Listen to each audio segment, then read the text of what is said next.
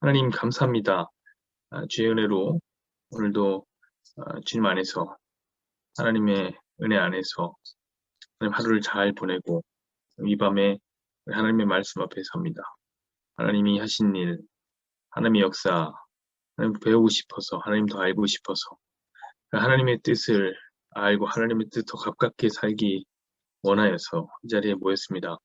하나님 함께 모여서 성경 공부하는 우리 성도들을 강한 팔로 붙잡아 주시고 하나님의 말씀 앞에 더 진지하게 더 살아있게 은혜를 베풀어 주옵소서.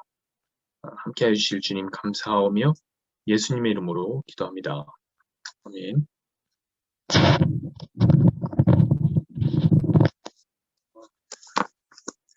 네.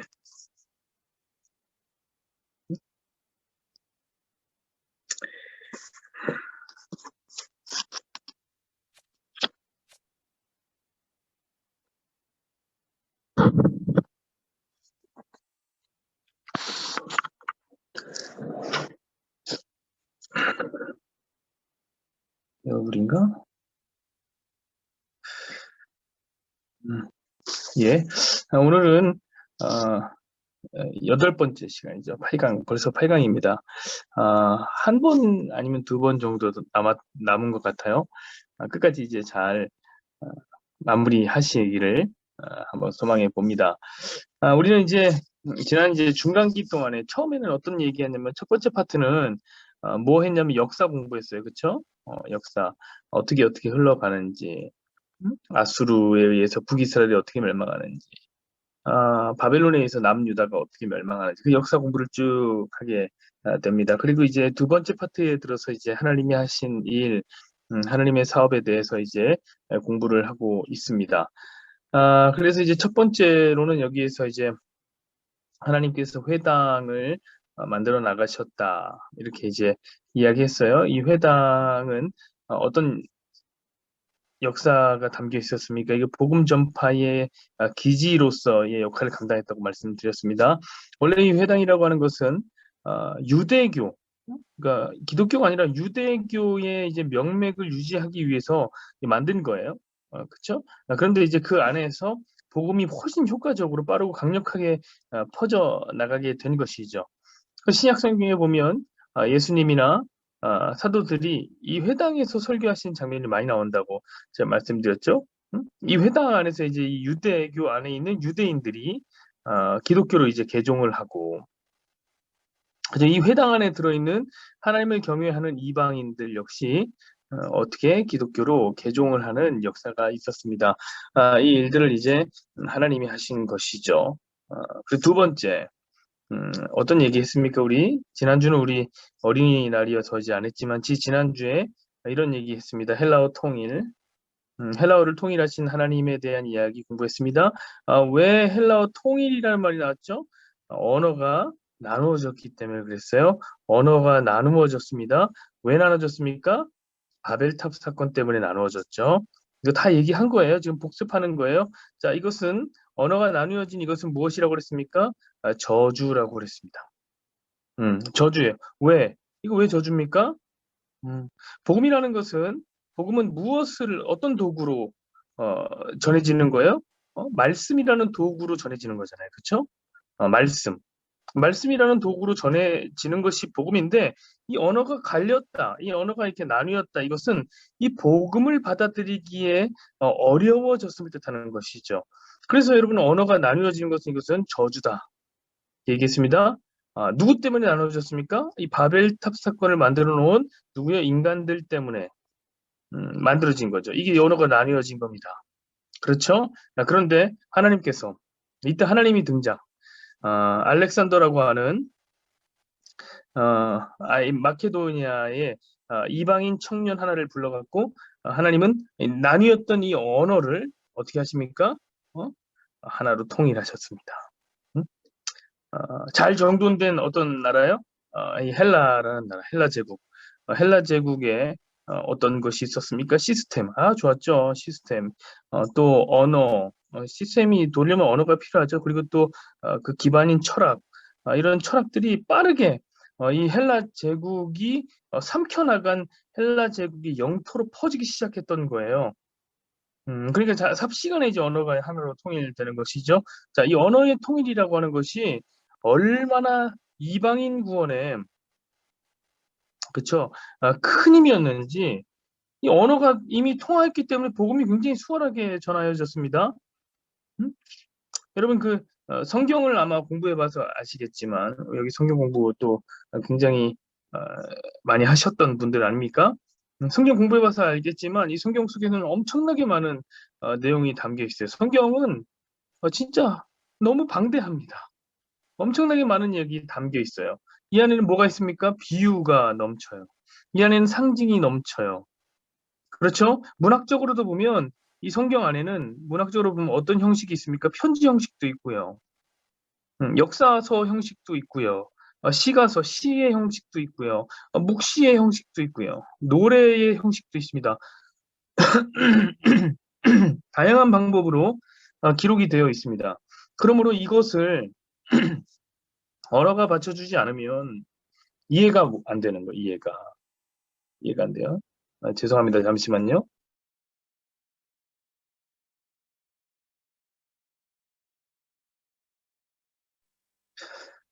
오늘 몸 컨디션이 아주 엉망입니다. 아, 오늘 좀 짧게 하려고 하는데 이해를 해 주십시오. 음, 몸살이 좀 걸린 것 같습니다. 그러니까 이렇게 복잡한 어떤 성경을 언어가 통일이 안 되면 언어를 완벽하게 숙지하지 못하면은 이거 이해를 못하는 거예요. 그러니까 다른 나라의 언어로 이거 본다면 이 내용을 다 알 수가 없습니다.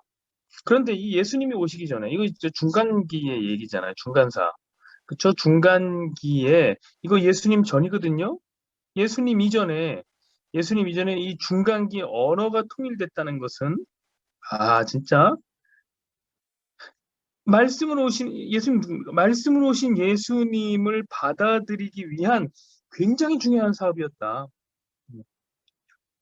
그런 얘기를 우리 지난주에 이제 하게 됩니다. 그리고 오늘 음, 이 첫 번째 회당, 두 번째 헬라어 통일, 그리고 오늘 세 번째 시간, 세 번째 어떤 얘기입니까? 아, 헬라어, 헬라어를 통일한 이 헬라어로 무엇을 하냐면 성경을 번역했다는 거죠. 성경을 번역하는. 오늘 요 얘기를 하고 싶습니다. 여러분이 예수님이 오시기 전에, 예수님 이전에 구약 성경이요. 구약 성경이 놀랍게도 이 구약 성경 뭐로 쓰여져 있습니까? 히브리어로 쓰여져 있죠. 히브리어는 이렇게 이쪽으로 이렇게 순서를 읽는 건데 되게 어렵게 생겼습니다. 이 히브리어로 모도 없이, 모음도 없이 있었어요. 굉장히 어려운 글로 이제 쓰여 있었습니다. 근데 이 구약 성경이 헬라어로 번역이 되는데 예수님이 오시기 전에 이것은 여러분 정말 기적 중의 기적입니다. 기적 중의 기적이에요. 왜냐하면 여러분 이것은 그냥 유대인들에게 맡겨놨다면 이거 하나님 만약에 일을 안 해요. 하나님이 일하지 않으면 유대인들에 맡겨놨으면 절대로 성경을 번역하는 일은 이들이 하지 않았을 겁니다. 왜냐하면 유대인들은 어떤 사람들이에요? 유대인들은 선민사상으로 가득 차 있는 사람. 선민사상 똘똘 뭉쳐 있어요. 우리는 택함을 받은 민족이다. 우리들만 구원받는 이런 유대인들이 이 성경을 하나님의 말씀 구약을 이 이방인들을 위해서 번역할 이유가 있겠습니까? 그 절대로 없죠. 번역할 이유가 없어요. 왜 번역합니까? 개, 돼지를 위해서 책을 쓰는 거랑 다른 것이 없다고 생각했을 거예요. 그러니까 이 성경을 누구만 가졌던 거예요? 이 유대인들만 성경을 독점했던 겁니다. 그래서 저는 이런 얘기를 하고 싶어요. 이 성경을 독점하는 것은 저주와 같다. 이렇게 얘기하고 싶습니다. 자, 우리가 지금 중간사를 공부하고 있어요. 그렇죠? 중간사. 이 중간사가 언제적 이야기입니까? 이 구약과 신약 사이에 이 이야기를 지금 하고 있어요. 그리고 이 중간사의 별명이 뭐라고 그랬습니까? 암흑기라고 불렀어요. 암흑기. 어두컴컴한 시기다 이렇게 불렸습니다. 왜 이게 암흑기라고 얘기했습니까? 하나님의 말씀이 계시되어지지 않아요. 드러나지 않는. 하나님 말씀이 없어서 암흑기, 빛이신 하나님 말씀이 없어서 암흑기다 이렇게 얘기했습니다. 그런데 여러분 기독교 역사가 6,000년 정도 되는데 6,000년 기독교 역사 동안에 우리는 이 암흑기라는 이름을 한 번 더 쓰게 됩니다. 이 6,000년 사이에 암흑기를 한 번 더 써요. 그게 언제입니까? 우린 중세 1000년, 중세에 교회가 권력을 잡았던 1000년의 시기를 우리는 뭐라고 부르냐면 암흑기라고 부릅니다. 암흑기. 왜 암흑기라고 부를까요? 응? 이때 왜 암흑기라고 부르냐면 이 성경을 누가 독점합니까? 이 사제들이 독점했기 때문에. 사제들이, 신부들이 성경을 독점했기 때문에. 어떻게 독점합니까? 이들이 성경을? 이 성경을 번역을 안 해요. 이 성경이 오직 라틴어로만 돼 있어요. 그러니까 라틴어 공부를 한 사제들만 볼 수가 있는 것이죠. 그리고 라틴어 공부를 한 사제들만 성경을 볼 수 있으니 라틴어 공부를 한 사제들만 해석을 할 수 있었고 이 사제들이 엉망진창으로 성경을 해석해도 할 말이 없는 거예요. 왜냐? 성경을 못 읽으니까. 여러분 그래서 이 성경이 독점된다는 것은 이 저주고 암흑이라는 거예요. 암흑. 그래서 종교개혁자들이 이 중세 천년의 암흑기를 끝내기 위해서 무엇을 하는 줄 아십니까? 성경을 번역합니다. 종교개혁자들은 모두 자기의 나라의 말, 자국의 언어로 성경을 독일의 신학자는 독일말로, 영국의 신학자는 영어로 하게 됩니다. 그래서 성경을 번역하고 봤더니 엉망진창인 거예요. 와, 이거 면죄부? 이런 얘기 있지도 않아요. 있지도 않아요. 연옥? 천국과 지옥 사이에 연옥이 있다? 이런 말도 안 되는 거예요. 마녀사냥? 이런 것을 받쳐주는 교리는 없습니다. 성경 없습니다. 행위구원? 와, 어떻게 이런 얘기를 할 수 있을까? 행위를 통해서 구원을 받을 수 이런 얘기 없습니다. 성경에 안 나오는 거예요. 그러니까 그제서야 성경을 번역하고 보고서야 알게 된 거예요. 아, 속았구나. 속았구나. 사랑하는 여러분, 성경을 모르면 속게 돼 있어요. 속게. 그래서 제가 늘 이야기하는 거예요. 여러분, 설교를 들었다 끝난 게 아니에요. 설교가 듣고 끝나는 것이 아니, 의심하고 자기 성경을 펼쳐서 하나님의 말씀이 과연 그러한가 자기 해석을 해보라는 거예요. 저는 성도가 그렇게 성경을 펼칠 때야 비로소 우리가 사는 암흑 속에서 빛을 발견하게 된다고 믿습니다. 그런데 그 처음에 암흑기에서 빛을 제공하신 분이 누구냐? 바로 하나님이시다. 성경 번역을 하나님이 하시기 때문에 그렇습니다. 여러분 하나님이 하신 일을 한번 보시란 말이에요. 여러분 제가 말씀드렸습니다. 유대인들은요 절대로 성경 번역 안 해요. 그런데 그 구약 성경을 유대인들에 의해서 번역을 시키고야만 하는 거예요. 자, 하나님이 하신 일을 보십시다. 자, 알렉산더라는 사람이 있습니다. 이 사람은 좀 기억을 하시는 게 좋아요. 이 사람은 어떤 사람이었습니까? 우리는 전쟁 천재라는 것을 알고 있습니다. 천재였죠.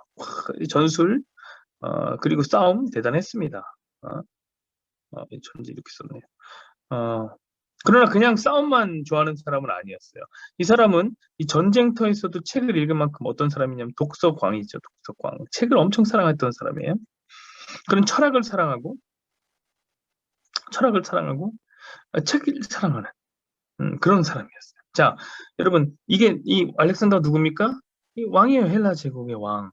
여러분 왕이 그러하면 그 나라도 그러하다 이렇게 볼 수 있겠습니다. 여러분 왕이 전쟁을 하잖아요. 그럼 그 나라가 왕이 전쟁하면 나라가 호전성을 띱니다. 싸우기를 좋아. 왕이 학문을 사랑한다. 그러면 그 나라에 책이 넘쳐요. 문신들이 힘을 얻기 시작하는 거죠. 자, 왕이 그러하면 그 나라가 그렇다는 거예요.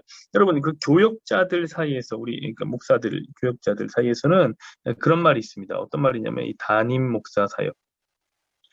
제가 끔찍이 싫어하는 건데, 담임 목사 사역이라는 게 있어요. 그 뭐냐면, 이 부교육자들이 이 담임 목사님의 이제 니즈를 파악해서, 이 담임 목사님의 마음을 좀 편안하게 해주는 거예요.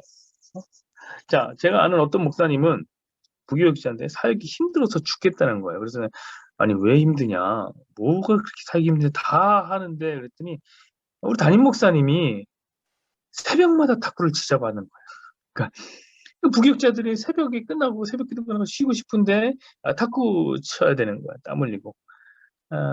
이 동대문에 있는 교회 어떤 목사님이신데 그 담임 목사님이 모든 스포츠에는 다리를 하나씩 다 걸치고 있습니다. 조기축구 나가지, 탁구 나가지, 배드민턴 나가지, 당구도 한 1000 친다고 그러더라고요. 제가 그 교회를 지원할 뻔했잖아요. 저는 너무 저 운동 좋아하니까. 저 당구 치는 거 좋아하니까. 제가 다 좋아하는 것들만 하더라고요. 그 교회 성도님들은 맨날 운동대회 나가, 체육대회 나가요. 그겁니다, 여러분.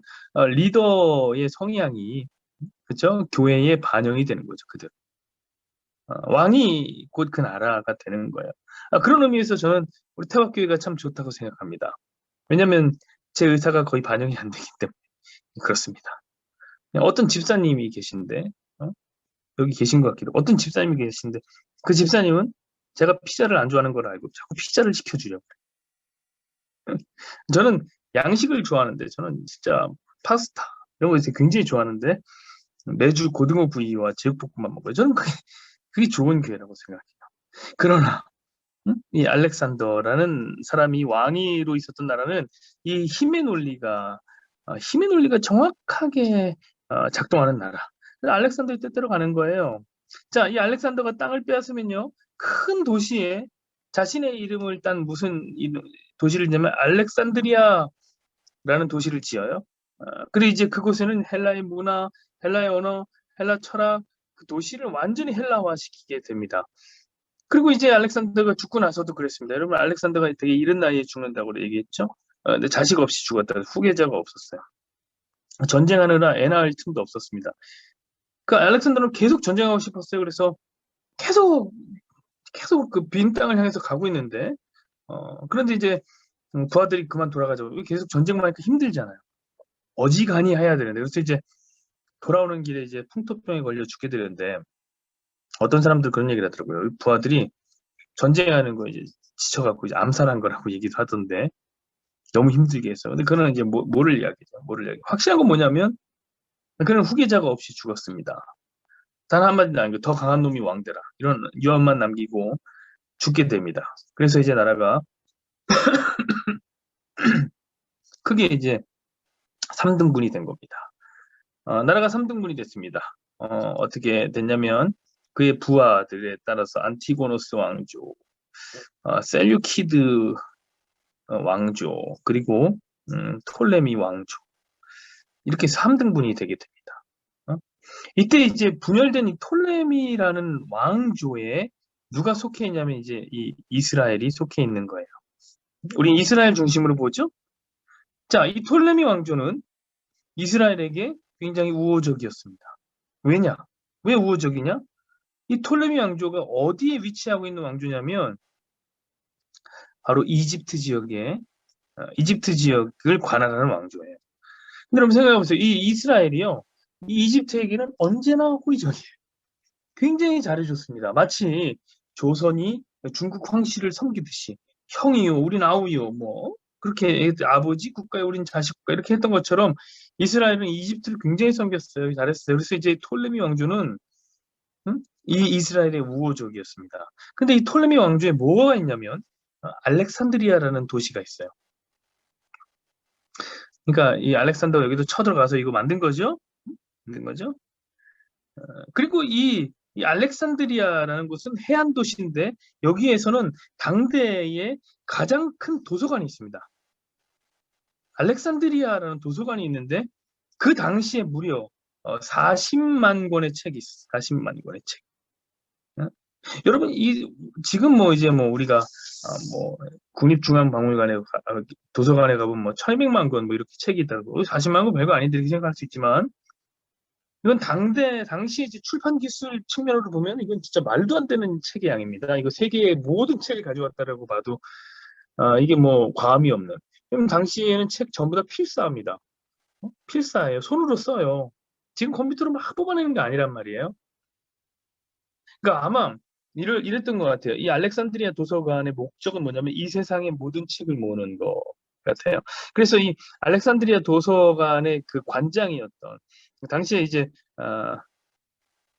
데메트리우스라는 사람의 이제 편지, 글을 보면 이 왕에게 이제 글을 쓰게 되는데, 톨레미 왕에게 이제 글을 쓰게 되는데, 뭐라고 쓰면 이렇게 얘기해요. 왕이시여, 20 이상입니다. 이렇게 써요. 20 이상.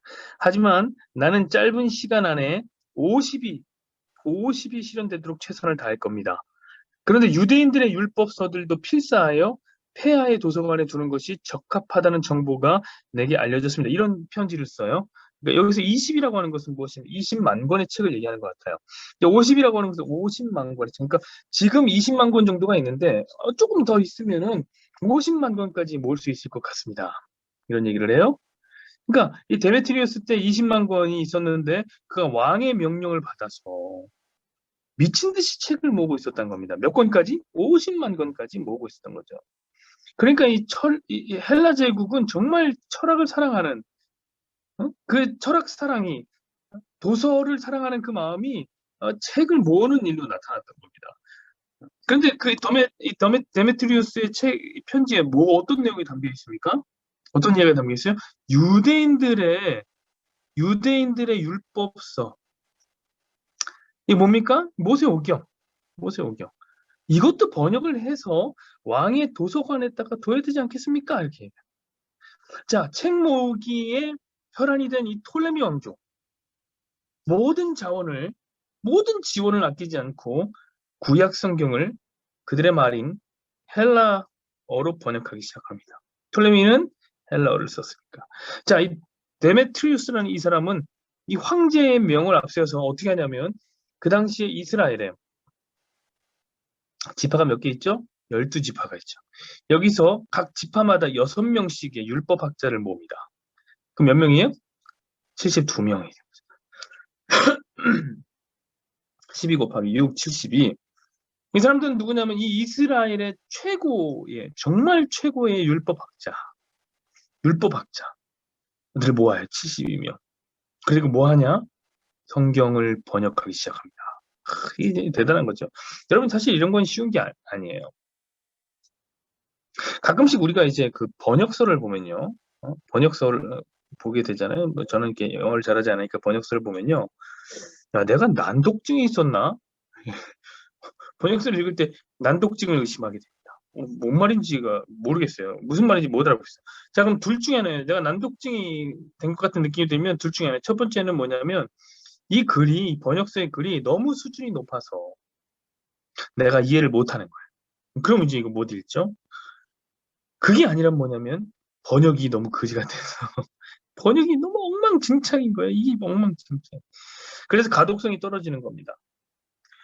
왜 그러냐면 이 책이라는 것이 기본적으로, 그렇죠? 책이라는 것은 뭐 똑똑한 사람이 쓰는 거, 전문적인 학자들이 쓰는 거겠죠. 근데 이 번역이라는 것은 누가 합니까? 만약에 출판사가 돈이 없어서 값싼 노동력으로 사전을 보면서 구매한 번역가가 동원되면 이 번역이 잘 안 되는 거예요. 특별히 신학책 같이 전문적인 책들은 이해가 안 가요. 그래서 여러분, 이 번역서에는, 번역을 할 때는 번역가의 수준이 굉장히 중요합니다. 수준이 중요해요. 그런데 처음으로 번역되는 처음으로 번역되는 거예요. 이 헬라어 성경에 동원된 사람들이 누구냐면 이스라엘의 최고의 율법학자. 한 명입니까? 아니, 10명입니까? 무려 72명을 모았단 말이에요. 누구에 의해서? 황제의 명에 의해서. 그래서 이 성경이 첫 번째로 번역된 이 헬라어 성경이 거의 오류가 없이 번역됩니다. 여러분, 이것이 얼마나 놀라운 은혜입니까? 그것도 누가 돈 됩니까? 돈 되는 사람 누구예요? 톨레미 왕조가. 돈을 톨레미가 돼요. 톨레미 왕조가 돈 돼요. 이 72명을 어떻게 하냐면은 섬 있잖아요. 외딴 섬을 하나 빌려요. 왕이 명령이니까. 섬에 72명을 모으고 가둬요. 그 다음에 아침부터 저녁 9시까지 번역만 합니다. 번역만 해요. 그 저녁에 또 자유시간을 줘요. 자유롭게 놀아라, 뭐 이렇게 하고, 또 돈 많이 주죠. 돈 많이 주니까 와서 하는 거예요. 그리고 다른 집안일들은 다 맡아서 해주는 사람이 있어요. 이 사람들은 오직 뭐만 하면 되냐면 성경 해석만 하면 돼요. 그래서 무려 며칠 만에 72일 만에 72명의 사람이 72일 만에 성경 번역을 끝내는 기염을 통합니다. 다시 말씀드리지만 누구 돈으로? 톨레미 왕조의 돈. 성경 번역을 끝낸 거예요. 응? 여러분, 그러나 톨레미가 했다고 하지만 여러분, 이 사건 속에서 혹시 그 뒤에 보이지 않는 손이 느껴지지 않습니까? 저는 느껴지더라고요. 느껴지더라고요. 아니, 성경 번역을 하는데 이 톨레미가 이렇게 돈 쓰고 유대인들한테 맡겼으면 이 72명의 최고의 율법학자들이 왔겠습니까? 절대 안 하죠. 이 사람들이 왜 성경 번역을 합니까? 미쳤다고, 안 한다. 하지만 하나님이 하시니까 다른 나라 돈 써가면서 성경 번역을 한 겁니다. 대단한 역사죠. 대단한 역사. 그 놀랍게 이 성경 번역이 끝나자 이 이스라엘의 주권이 원래 어디에 소속되어 있었어요? 이스라엘이 이 톨레미에 소속되어 있었는데 어디로 넘어가는 줄 아세요? 셀류쿠스로 넘어갑니다. 이 셀류쿠스는 이스라엘을 굉장히 학대했던 나라죠. 기가 막힙니다. 성경 번역을 위해서 톨레미의 주권을 허락한 하나님의 놀라운 섭리. 자, 그렇게 번역된 이 성경을 뭐라고 그러냐면 이게 그 유명한 70인역이에요. 70인역. 응? 셉투아 진트라고. 왜 72역입니까? 70명의 사람이 번역했어요. 아닌데요. 72명인데요. 네, 그렇습니다. 72명인데, 이 유대인들은 이 단단이죠. 이 단단히는 이제 생략하는 그런 습관이 있습니다. 그래서 이제 70명이 했구나. 그래서 72역이라고도 합니다. 응? 그리고 septuagint라는 말은 라틴어로 70을 뜻하는 단어예요. 70. 그러니까 70 성경이라는 거죠. 그리고 이걸 좀 줄이면 어떻게 쓰냐면 LXX라고도 부릅니다. 라틴어는 숫자를 이렇게 쓰죠? 어떻게 씁니까? 이 X는 뭐예요? X는 10이잖아요. 10. 10을 이렇게 X라고 쓰잖아요. 그럼 L은 뭔지 아세요? L은 50입니다. 그러니까 50, 10, 10. 그래서 70이 되는 거죠. 응? 여러분, 이게 바로 그 유명한 70인역 성경입니다. 이 성경은 너무 중요한데, 70인역 성경은 첫 번째로 이게 왜 중요하냐면, 이 70인경 성경 때문에 이 신약의 성도들이요. 그럼 신약의 성도들이 있을 거 아닙니까? 신약의 성도들이 성경을 읽을 수 있게 됩니다. 성도만 있는 게 아니라 유대인들도 성경을 읽어요. 그럼 제가 어제 이제 새벽 설교를 했을 때 얘기를 했는데, 예수님 당시에 이 유대인들 중에서 디아스포라 유대인들 있잖아요. 디아스포라 유대인들. 디아스포라가 누굽니까? 흩어진 유대인들. 이런 디아스포라 유대인들은 히브리어나 아람어를 할 줄 모릅니다. 이 본토에서 이스라엘 본토에서 쓰는 히브리어 아람어를 모릅니다. 왜냐면 다 까먹었어요. 다 까먹었어요. 여러분, 우리도 그거 다 알잖아요. 미국에 가면은 미국의 이민 2세대, 1.5세대 말고 2세대, 3세대. 한글 몰라요. 한국말 몰라요. 거의 몰라요. 응? 근데 여러분, 예수님 당시면 AD 1세기입니다. 여러분, AD 1세기. 그쵸? 근데 여러분, 북이스라엘이 아수르에게 망한 게 언제예요? BC 722년. 자, 남유다는 바벨론에게 망한 게 언제? BC 586년. 자, 그럼 이거 거의 600년 된 거면 700년도 넘은 얘기입니다. 이렇게 망하고 유대인들은 다 흩어져 살았어요. 무려 600년이 넘는 시간, 600년 훌쩍 지난 시간을 외국에서 산 거예요. 여러분, 히브리어를 어떻게 알아요? 히브리어 모르죠. 당연히 모르죠. 그래서 여러분, 사도행전에 보면 이 사도 바울이 히브리어를 써요. 유대인들이 깜짝 놀고 저거 어떻게 히브리어를 알지? 왜 바울은 다소에서 태어난 디아스포라 유대인이니까 깜짝 놀란 거예요. 자, 그렇다면 여러분, 상황이 이렇다면 아무리 유대인이라 해도 그렇죠? 유대인이라 해도 구약 성경을 제대로 읽지 못한 사람들이 정말 많았던 거예요. 왜 히브리어를 못하니까. 자, 70인역은 이렇게 히브리어를 모르는 신약에 온 이 유대인들 그리고 성도들에게 성경을 나눠준 거와 마찬가지입니다. 그 전까지는 성경을 갖고 있었어도 읽지 못하니까 뭐 그런 의미가 없는 거죠. 신약의 성도들까지도 그랬던 것입니다. 굉장히 중요하죠. 자, 두 번째. 70인역이 중요한 이유. 두 번째. 그것은 이제 신약 성경을 기록할 때, 그렇죠? 기록할 때도 매우 유용했습니다. 큰 도움이 됐어요.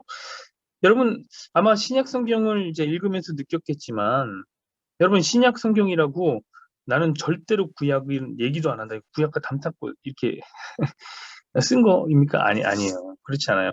신약 성경 안에는요, 구약의 인용이 엄청나게 나옵니다. 엄청나게 나와요. 히브리서, 우리 지금 하고 있는, 강의하고 있는 요한계시록, 구약 인용이 엄청나게 나옵니다. 당연해요. 왜냐하면 이 신약과 구약은 연결되어 있기 때문에 그런 거죠. 자, 그런데 만약에 이 70인역이 없다고 생각해 보십시오. 구약은 히브리어로 써요. 이 신약은 이제 헬라어로 언어가 통일됐으니까. 이제 헬라어로 써야 되는 신약을 구약에 인용을 하려면 어떻게 해야 됩니까? 번역을 해야 되는데, 신약을 쓴 사람들이 번역을 해야 되는데, 쓰는 사람들마다 다른 단어를 사용하게 돼요. 바울은 다른 단어, 베드로는 다른 단어. 이렇게 되는 겁니다. 유다는 이런 단어. 다 다르게 쓰게 되는 거예요. 자, 그러면 신약 성경을 읽을 때 얼마나 헷갈리겠어요. 그쵸? 헷갈리죠? 근데 이제 이 70인역이 미리 딱 있어줌으로 이 단어를 통일시켜 준 거죠. 매우 중요한. 신약 성경을 쓰이는데도. 자, 그리고 70인역이 중요한 거 마지막 세 번째. 뭐가 중요하면 설교 시간에도 굉장히 중요했습니다. 지대한 영향을 미쳤습니다. 여러분 생각해보세요. 설교를 해도 마찬가지로 설교자들이 구약을 인용합니다. 그럼 구약을 인용할 때마다 이 설교자가 다 다르니까 다 다른 단어를 사용해버리면 설교를 듣는 사람도 헷갈리잖아요. 그쵸? 여러분 우리도 마찬가지잖아요. 만약에 한국어 성경이 번역이 안 돼 있어요. 그러면 설교자들이 설교를 할 때마다 원어를 해석해서 설교할 거 아닙니까? 그러면 제가 해석하는 원어와 딴 사람이 해석하는 원어 다 다른 단어를 쓰는 거예요. 그럼 아마 복음을 전하는데 이 대단한 혼선이 있었을 겁니다. 그런데 이제 이 70인역이 상당한 경우에 이 혼선을 해결해 주는 것이죠. 그러므로 여러분 이 70인역이라는 것은 말씀으로 오신 예수님의 길을 제대로 영접한 놀라운 사건이었고 그 사건을 누가 만들었냐? 저는 하나님이 만들었다는 데 의미가 있다고 생각합니다. 하나님이 그것도 남의 돈으로 이스라엘 사람들한테 돈 쓰라고 했으면 절대 안 썼을 텐데 복음이 전해지고 난 다음에 기독교인들이 만든 것도 아니고 톨레미에 의해서 만들어진 거. 이거 의미가 있다고 생각합니다. 여러분 이 성경 번역이라는 것은요. 말씀 끝내기 전에 말씀드려요. 우리 성경 공부 끝내기 전에 하나 얘기합시다. 성경 번역이라는 것은 매우 중요해요. 이것은 중요해요. 세계 기독교 역사 속에서 최고의 부흥 사건으로 손꼽히는 게 뭐냐면 바로 한국교회, 저와 여러분이 사는 이 한국교회의 부흥, 한국교회 부흥이 손꼽히는 부흥 사건으로 사람들이 알아줍니다. 이 한국교회는 1907년 평양의 장대현 교회 회개운동을 위시로 해서 엄청나게 부흥을 이루어 나갑니다. 그러니까 다른 나라에서는 어떻게 저렇게 부흥할까? 감히 상상도 할 수 없을 만큼 거대한 부흥이 막 몰려왔단 말이에요. 선교사들이 선교 보고를 할 때 막 깜짝 놀랐습니다. 어떻게 이런 사람들이 이렇게 회개하고 난리가 나는지 모르겠습니다. 하나님이 하신 일입니다. 성령이 하신 일입니다. 그랬다고. 여러분 어떻게 이런 일들이 가능할까요? 우리나라 사람들 특별하기 때문입니까? 저는 그런 건 아니라고 생각해요. 우리나라 사람들 뭐 특별하지도 않고 못했으면 못했지 더 좋다고 생각하지는 않습니다. 왜 그러냐? 많은 학자들이 그 이유를 뭐라고 밝히냐면 이 성경 번역에 있다. 이렇게 성경 번역에. 왜 그러냐면 여러분 우리나라의 이 선교 역사를 가만히 살펴보면 세계 어디에도 유례가 없었던 기적과도 같은 사건이 하나 있는데 그건 뭐냐면 선교사가 들어오기 전에 성경이 만들어져요. 성경이 번역되는 기적적인 일이 있습니다. 성경이 우리말로 번역됐다는 사실. 놀라운 거 아니에요? 선교사가 안 들어오는데 성경이 있어요. 우리말 성경이. 왜 그러냐면 이제 일본에서 복음을 받아들인 성도가 된 사람이 이수정이라는 사람이 있는데 우리 집사님 이름과 같네요. 이수정이라는 사람이 우리말 성경을 번역해서 일본에서 한국으로 갖고 들어와요. 비슷한 시기에 중국에서도 여기 일본에서뿐만이 아닙니다. 중국에서 백홍준이라는 장로님이었는데 나중에 전도사님이 됩니다.